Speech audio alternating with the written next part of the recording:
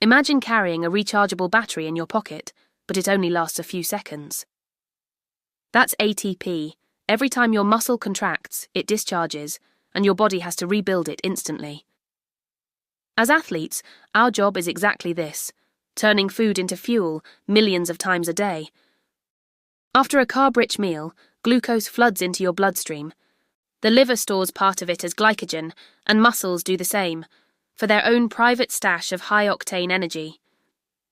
When you launch out of the starting blocks, enzymes break that glycogen into glucose 6-phosphate, and through 10 lightning-fast reactions, glycolysis, turn it into pyruvate and 2 or 3 ATP coins. If oxygen is low, say a full-speed 400-meter sprint, pyruvate turns into lactate to offload acidic hydrogen quickly.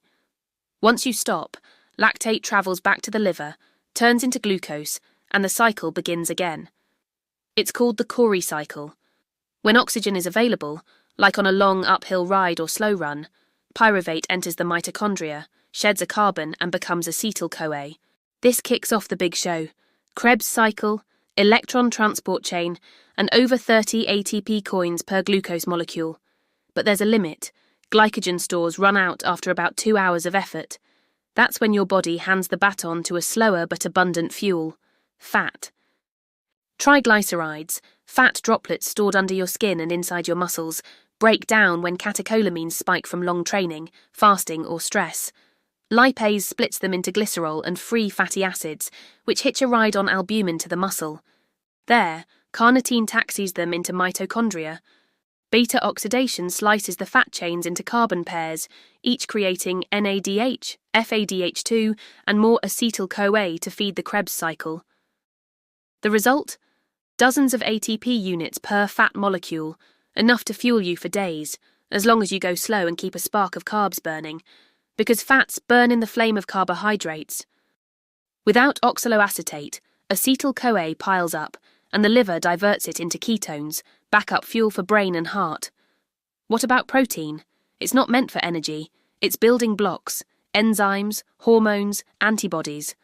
But under extreme stress or glycogen depletion, the body sacrifices some of its own muscle.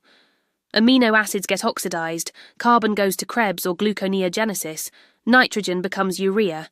That's why a sports diet includes 1.2 to 1.8 grams of protein per kilo per day, not for size, but to repair what we break down.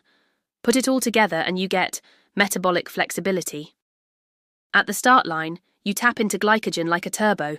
After 20 minutes of steady pace, fat joins the mix. Go long enough and ketones and gluconeogenesis step in. But remove carbs entirely.